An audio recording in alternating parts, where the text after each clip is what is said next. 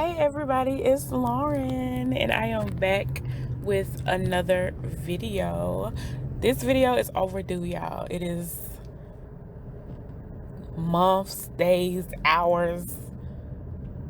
It's overdue. Very much overdue, and I'm so sorry, but trust me, life has been lifing, as I'm sure some of you can relate. So despite everything, I'm back and I'm happy to be here with another book review for the culture. Now let me tell you something. I had to come back. If I was gonna be late, this is the video that I was gonna come back with because it is from the one and only Takira Allen. Today I am going to give you my first impressions for her latest book, which is NEEDFUL NOOR. It is available on Amazon for $9.99. It's not available for Kindle or Kindle Unlimited or anything like that, but it's worth every penny of that $9.99. okay? You won't be mad, you're gonna be glad, you won't be sad, you're gonna be happy. Okay, so go get the book. Go get the book. Let's support Takira because she is one of my favorites. And also support me by liking this video and sharing it. If you know someone else who is a lover of the culture, likes to read about it, likes to see it and experience it in that way, please send them over here. We are on a growth journey, so they are definitely welcome. And if you yourself are trying to join the community and be a writer, you need help with editing, anything like that, I just may be your girl. My information is listed down below in the description box. But let's get to NEEDFUL NOOR. So NEEDFUL NOOR is a book that Takira took I'm gonna say about 3 years to write. It could be longer. Her last book came out 3 years ago, is the point of what I'm trying to say. So her last book came out about 3 years ago, and this book is considered to be a double book according to her. There's a part 1 and a part 2. She says it is 2 books in one, and it's a hefty book. It's not a play novella, okay? You get a full beginning, middle, and end, and in some cases you get it multiple times, okay? So you got storylines and events, things taking place. It's a complete book. Like I said, it's worth every penny of that $9.99.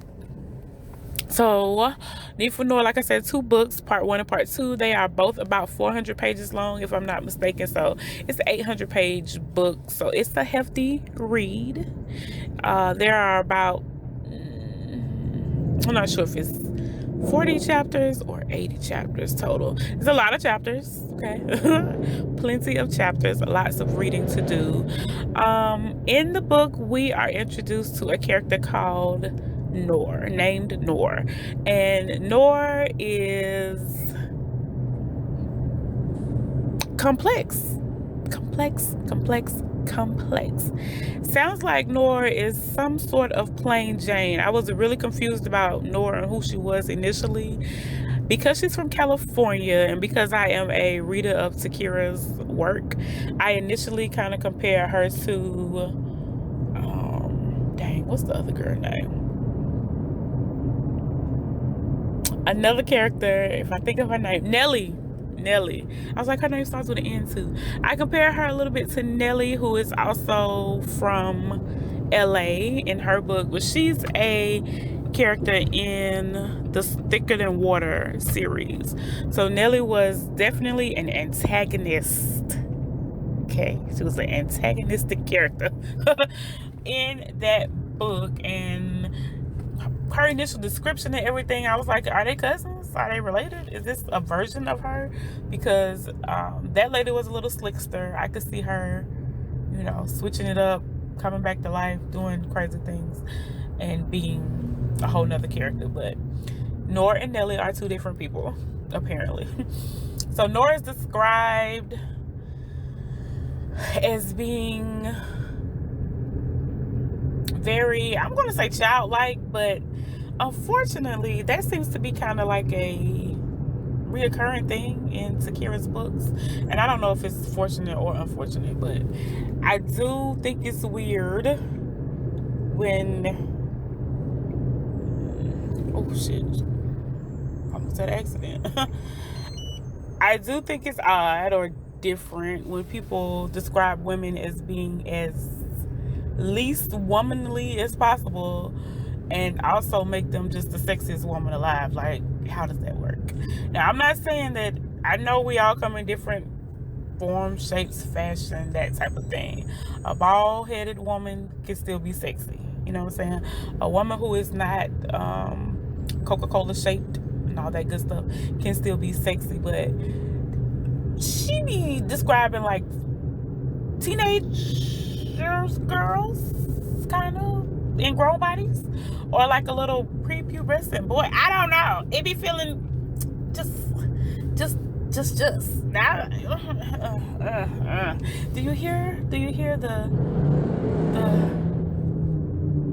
the conflicting of it all? Just very interesting. But these women who are straight up and down, bald headed with no hair and look like a little boy, giving lesbian tease in some cases, are just having the men fall to their feet, honey. They've got the men's falling to their feet.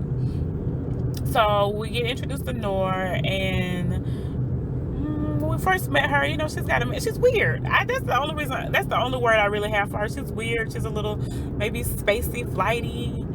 I don't know, but we find out that she's not a big dummy.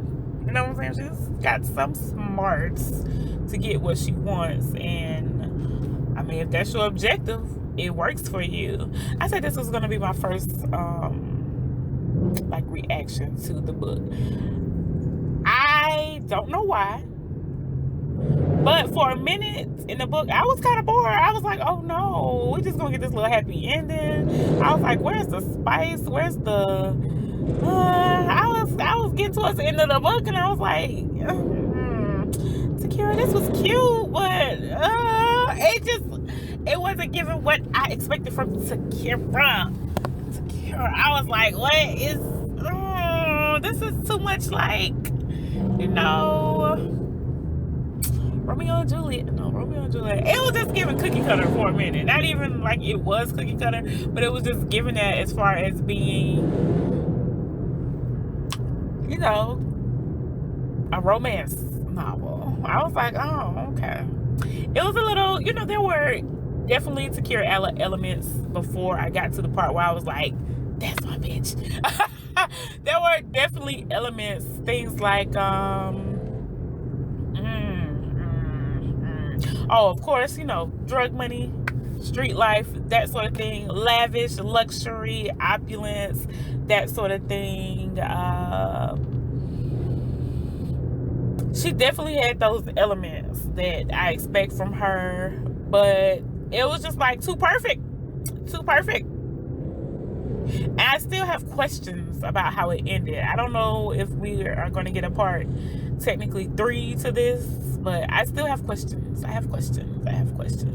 I'm going to have to read the book again. I can't say I skipped past it. I just know that from what I've seen, like in the Facebook group and all that stuff, I know that maybe I missed it or read it differently than some other people, but I have questions. Maybe reading it again will answer those questions, but also being in a group, I think they just go deeper than even the author was trying to go. For real, they go deeper and put their feet just deep and wide and deep.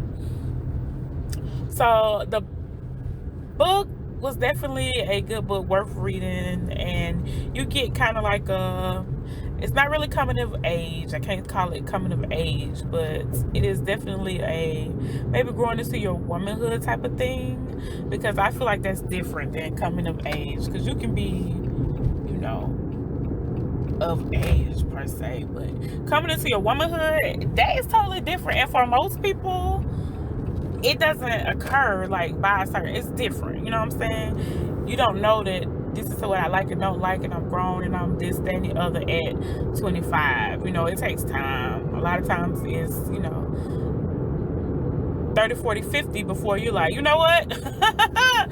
Factually, I've lived enough life behind me, and I don't know how much is in front of me. So look, with the time I got left, it's gonna be, up to whatever standard or way of life. Some things you're gonna deal with, some things you ain't. But I think this is like a coming of a womanhood thing versus a coming of age thing. But NOOR had a very traumatic, I would call it, childhood. She had a traumatic childhood.